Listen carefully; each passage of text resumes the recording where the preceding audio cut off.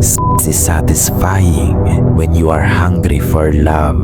Masasatisfy ka niyan pansamantala, ngunit iiwan ka niyang mas gutom na gutom pa. Nauunawaan mo ba ang sinasabi ko dyan?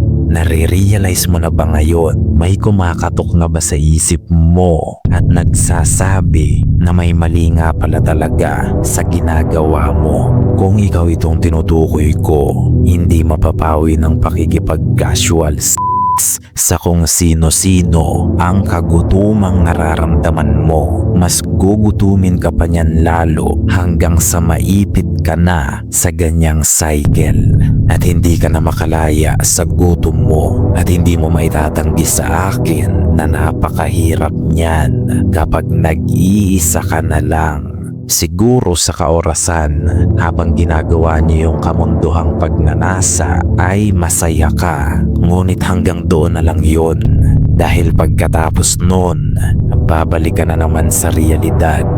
Babalik ka na naman sa miserabling realidad ng buhay mo. Nag-iisa ka na naman at walang totoong nagmamahal sa'yo.